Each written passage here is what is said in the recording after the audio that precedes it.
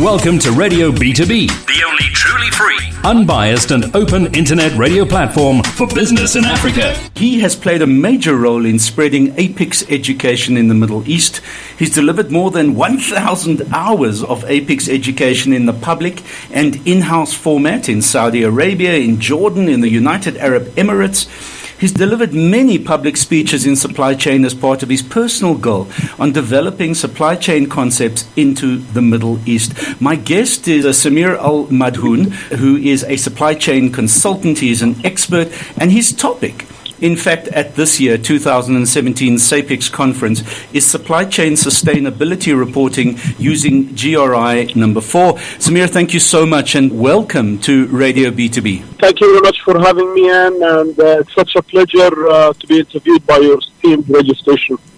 So, let's talk a little bit about what you're going to be talking about at the conference, because sustainability reporting is an issue, but is it really an issue which is related? Absolutely. Actually, what is happening today is that companies starting to realize that their sustainability is something that matters for the organization. And the majority of the literature that talks about sustainability today actually talks about how supply chain needs to be sustainable. So what I believe is that today's supply chain has to become sustainable, and this is an integral part of their strategy today of the organization. We cannot segregate sustainable thinking from good performing companies and their supply chain. In a nutshell, what is it that you're saying? Are you saying that it's incumbent on all supply chain professionals to ensure that whatever they are sourcing and whatever they're bringing into the supply chain of their businesses passes inspection in terms of what is ergonomic, what is environmentally safe and friendly, etc.? Or are you in fact saying something else? Yeah, what I'm saying is that sustainability today has pillars, one of which is environmental impact and social corporate responsibility. And our supply chain today and supply chain professionals have to keep an eye on what we call today the triple bottom line, which is basically the economical, environmental, and social values they have to deliver in their supply chain. So you have to keep an eye on those aspects. And it's not enough only to keep an eye, you want to report on how do you do your sustainability. So that's kind of the idea of supply chain sustainability reporting. There's a whole literature today. There's a whole rules about how can we report on sustainability. And there are specified entities like the Global Reporting Initiative, which is basically an initiative taking place today on how we do report on our supply chain. My topic is going to be very unique because probably at SAPICS over the years at APEX conferences, we talk about sustainability in general in supply chain, but not the how-to of reporting on supply chain sustainability using a set of international standards that's becoming a standard, worldwide standard for everyone today. That's what we call it, the Global Reporting Initiative Standards. It's an international standard that companies are adopting and using, and the United Nations Global Compact also, which is an entity from the United Nations that specifically cares for sustainability. They all have set of standards that we can follow on how to create your own sustainability reporting. And that applies also to our supply chain. So the Global Reporting Initiative standards are presumably then standards that even countries like South Africa might have subscribed to. Am I right in saying that? Absolutely. Basically, all companies that's listed publicly in the market in South Africa has to be into the sustainability reporting today, and they have to publish their sustainability reports. Okay, so it's becoming more of a mandatory, and South Africa are among those countries that adopted in a very early stage the reporting principles of the Global Reporting Initiative standards. I'm speaking with... that's the importance of this topic, actually. I'm speaking with Samir Al-Madhoun, who is one of the speakers, and he's speaking specifically at the SAPICS 2017 conference on the supply chain sustainability reporting using the global initiative number 4, which is the general guidelines which apply equally to South African companies as they do to companies around the world. Samir, what's interesting is you spoke about social responsibility as one of the legs of these standards.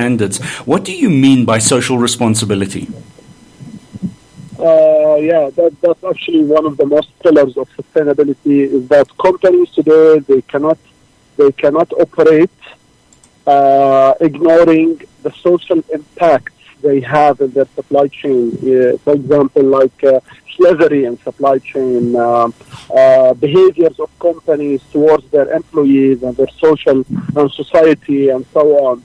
So today's companies are required to do whatever it takes to keep the social life of their employees, of the local societies, in a better status. And the reporting part of that is how you have to show through those guidelines, how do I do it on an annual basis? How do I care about the social life? How do I give back to my society? How do I treat my employees? What are the fair operating standards that I'm working with them? How do I treat my suppliers, workers? How do I care about what is my supplier doing today, speaking of supply chains, in terms of his employees and his local society? Because sustainability is not only about how do I do it, but how do my entire supply chain, including customers, distributors, suppliers, involve themselves in the social responsibility and the environmental responsibility. Is there an organization that then takes the results of the audits that presumably are done with companies which are doing sustainability reporting, evaluates those audits, moderates them, and in fact then pronounces on whether they're acceptable or not to the global community? What is GRI is all about, the Global Reporting Initiative, is helping companies how to report on their supply chain, then publishing those reports on their website. So now if anyone can look to the Global Reporting Initiative website, can basically search per country, per sector, and so on. And there are more than 40,000 uploaded supply chain and regular company sustainability reporting that shows how these companies report on their sustainability. And what I did a small search on how many companies in South Africa are reporting today. And I was so happy with the results. I do not have the figures right now, but I was so happy to see results from South Africa and reporting growing and so on. The GRIs themselves, they offer the option of verifying and auditing your report if deemed necessary by the company itself.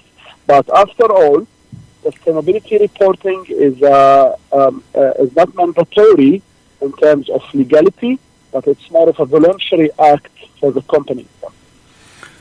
It seems to me that if a particular country has a grading system which is applicable to members to recognize excellent companies, that applying the Global Reporting Initiative as one of the criteria in recognizing excellence would be a very good thing to do.